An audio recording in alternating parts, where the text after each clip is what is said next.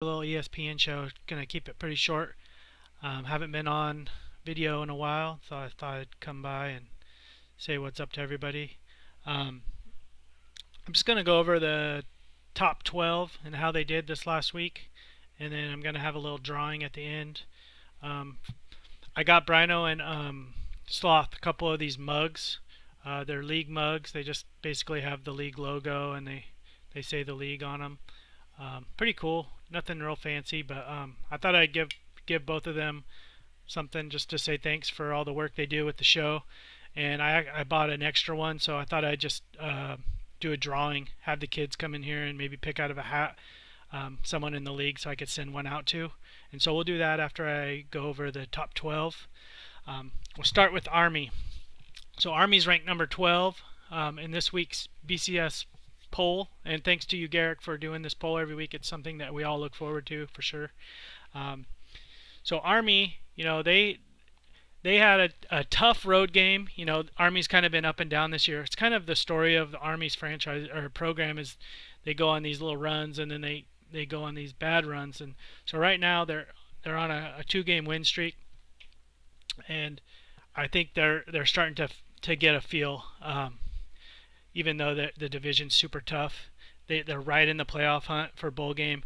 And this week they went on the road to Texas A&M, College Station, really tough game, division leader in the SEC West. And Army took care of business. They got the 20-7 victory.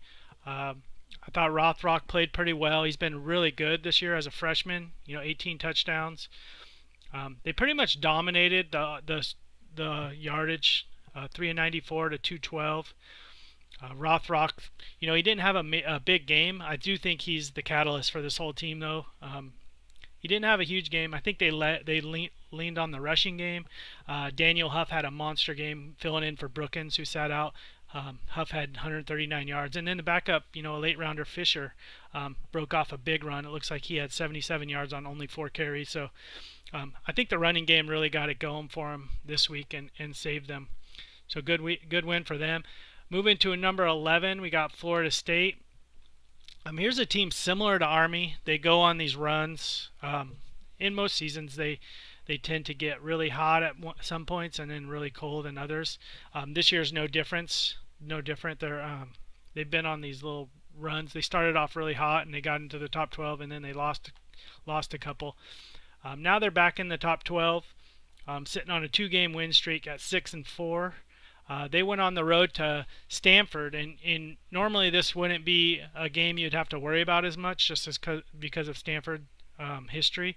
But Stanford has been playing well. They won against Miami last week in a big upset, and they were sniffing at the top 12. So this was a big game in Palo Alto.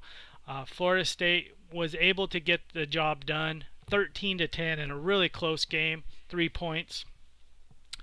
So Florida State is sitting pretty nicely as in the bull run, but if they're gonna make it, I think they really got to win some of the games that they shouldn't. Some of the road games like the Stanford game, but against some of the top tier teams too, because they tend to win the games against the lesser opponents, but have a hard time against the good ones. And so we'll see how Florida State gets it going. They do have a good offense led by Jim Kelly, one of the better quarterbacks rating-wise in the league. And so good for them getting to ranking of number 11. Next up is Oklahoma. This is a tough team to really break down, because in the past they've been one of our top teams.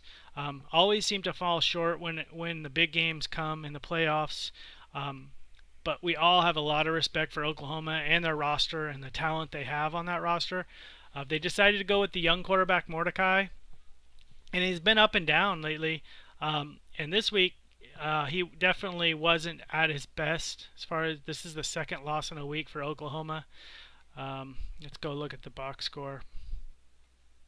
Let's see, where are you? Okay, so it was on the road at the Jayhawks, and the Jayhawks have been one of the lesser teams in recent years, and so this was a game that Oklahoma had to win. Anytime you play a division game on the road, though, it's always tough, and so I'm not surprised that Kansas played them as tough as they did. I just am surprised that the Kansas defense held up so well. Score 23-3. Oklahoma only managed to get 3 points. and this is coming off a loss at home against Tennessee the week before, and so Oklahoma's reeling a little bit right now, and they're going to really need to find some answers quick, because Oklahoma State, in what people thought would be a down year, is actually starting to nip at their toes, and they're one game back only right now. And so if Oklahoma wants to get this division, they're going to really have to start stepping it up, especially against teams like Kansas. Yeah, Mordecai didn't really do that much. 178 yards, no touchdowns, no interceptions. Next up, we got Georgia, ranked number 9. Georgia's been playing pretty well this year. Shooter's got a really good roster. We've talked about it a lot, and so now they're finally living up to some expectations, which is nice to see, because with all that talent, it was just a matter of time. We'll see how it comes out, because I think that division's still up in the air. But this week, it's hard to find. The Bulldogs were at home against Arizona. Not really much of a contest here. It was 20-0. Georgia was able to get the W. Arizona hasn't been playing very well as of late, and so Georgia took care of business and won a game that they should have won. And these are the type of games that's going to get them to the playoffs, because in the past they get up for some of the big ones and then they have a tough time putting away teams that they should. And so this is a good win for Georgia. We'll go to number 8, and this is Michigan. We all know Michigan. Michigan's like one of the biggest up and down teams over the year. One year they'll get playoffs, next year they'll get the first draft pick of the draft. Last year was a down year. They finally have settled in on a quarterback, and I think that roster is a lot more talented than it has been in the past. And so they're sitting really pretty at the top of the Big Ten Conference right now with a 2-game lead over Ohio State. This last week, though, they had a little bit of a letdown. They went on the road to second place Ohio State, and really this was a must-win for Ohio State. So I'm not really surprised that Ohio State put up such a battle, especially at home. And this is a tough one. This is a rivalry game, but Michigan's hard to really pinpoint too. Kind of like Oklahoma. One week they'll look like world beaters, the next week they won't look as good, and so they're going to have to find that consistency, because they have some tough games coming up. I know they got the game of the week this week, going on the road to Navy, and so these are the type of games that Michigan's going to have to show that they can compete, and if they're going to do any damage in a bowl game, they're going to have to win some of these type of games. Next up, we got number 7, Tennessee. They were really on fire. They won like 5 games in a row before they just lost this last game. And that was after starting off the year so poorly. But I still think Tennessee is sitting okay, to be able to make a bowl. They just have to keep improving. This was a tough game against heated rival Kentucky on the road. Never easy to play against Kentucky on the road, but Kentucky was sitting as a must-win game here too, and so they really had to get this one. That was a close one, 14-10. As you've seen, a lot of these games are pretty close. But good win for Kentucky, and it drops Tennessee down a little, because I think Sloth was saying that Tennessee's the team to beat now. They're the 500-pound gorilla, and so this might slow his roll just a little bit. Next up is Miami, sitting at number 6.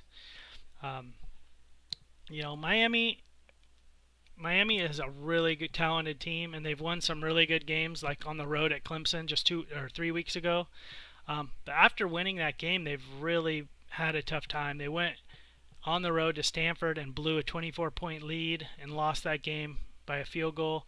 Then this last week they went to Washington, which is a really tough team, playing in Seattle on the road, and they lost 16-19. So they weren't able to get the last 2 games. And so Miami's reeling a little bit right now, and so they're going to have to, if they're going to keep up with Clemson, they really need to beat Clemson this week. It's at home. This is a game Miami has to win. They beat them on the road. This will give them the edge and the tiebreaker, and it will tie them for the top of the ACC division. So Miami's got to get this win this week. Next up, we got Clemson. We just talked about Clemson. They're on the road to Miami this week, and Clemson earlier in the year, coming off last year's number one seed, I was thinking, man, this team doesn't look like they're going to get beat. And then all of a sudden, they've just had some tough times. This last week, they beat the Ducks on the road, but that's a game you should beat. They should win 24-3. But prior to that, they lost to Miami at home and then at Syracuse, where both games they weren't very competitive by the scoreboard, and so they're going to really need to come up big this week on the road at Miami. This could be for the ACC crown. Big week for both teams. All right, so next up we got Washington. You just talked about Washington. The Huskies, Lars has got this code dialed in. We've talked about that many times, but it makes such a big difference. This is a team that did not compete very well the last couple of years on the other codes. Right now, they're sitting with their only loss on the road at USC, and besides that, they've won every game. Oops, almost got that. And this week they have actually the next 2 weeks they have very winnable games at home against Oregon, at home against Stanford, and so I really just looking at the rest of their schedule, they have some winnable games, and I think that the Pac-12 Pac-12 North title is pretty much sealed as of now. But you're looking at trying to get a number 1 seed, number 2 seed, get that bye. That's huge for a Washington program that struggled in the bowl games, and so I'm looking at Washington, taking care of business this next couple of weeks and really cementing themselves as a top 5 team. All right, so next up we got number 3 Navy, and they're part of the team of the week or game of the week this week at home against Michigan. Navy's been on fire. They've rolled through most of their opponents. They lost the one game on the road in week 3 against Army. They lost by a field goal. And that's no easy place to play. Division, that's one of the biggest division rivals we have in our league, and so both teams are always up for that one. So I can see how they went on the road and lost that game. But besides that, they've been rolling everybody. This week, Michigan. Next week at home against LSU. So two winnable games at home. I think Navy's one of the best teams in the league this year. I think I predicted them in a bowl game earlier in this year. I've always had a lot of respect for that program and how they've done it. Getting the quarterback Randy Williams has been huge, and so sitting at number 3, I think they're probably 2 or 3 right now. You could kind of flip flop them and BYU, and that's BYU at number 2. The BYU is very similar to how Navy is playing. You're just rolling through teams. Their one loss is against Navy. Unfortunately for BYU, it was a home game, so they still play Navy in the last game of the season, but it's on the road, so it gives Navy a little bit of the edge. But if you go through their games, BYU is not just beating teams, they're actually crushing teams. And on this code, that's pretty impressive. Their quarterback's a Heisman candidate, Larry Ricketts. He's just putting up monster numbers. This last week he had 5 touchdowns against Rutgers. Rutgers was completely overmatched. They couldn't slow down Ricketts in that offense at all. Ended up being 38-7. And not only is BYU having their way on offense, but their defense is really shutting the door. I think they're one of the few teams that has a top 10 in offense and defense. And that brings us to our number 1 team, and that's my team, USC. USC's just rolling. They aren't as impressive, I would say, as some of the other top teams, maybe like a BYU or Navy. If you actually watch and look at some of their games, we squeaked out a couple games, a 3-0 win against Washington State. This last week we played on the road against UCLA, division rival, really tough game, close going into the latter part of that game. I think UCLA was right in it. Fortunately for USC, their defense is just lights out. And if not for a turnover deep in their own end zone, UCLA might not even have scored a point because USC's defense was just shutting them down the whole game. Unfortunately, the offense is kind of up and down, and on the road, USC really struggles to move the ball in some of the road games. But coming off last year's championship and only losing 1 game, and then now 10-0, it's not a surprise they're sitting at number 1. And that's it for your top 12.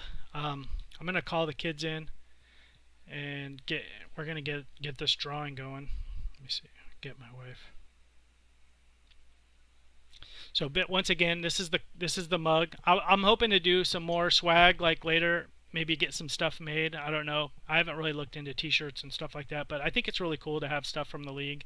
And so the mugs was something I could do, and it wasn't that hard, and so I think they're pretty cool. And I hope the person that wins it will like it. See if you can see it. All right, so you guys ready? You wanna come up here? And this is my daughter Riley and her cousin Keely. Okay, come over here, Keely. You wanna say hi? You wanna say hi? We're right there. Hi. Okay. All right, so we're gonna draw out of the hat, and we're gonna pick a team. All right. Wait, only one. What we got? UCLA. Hold it up there so show it.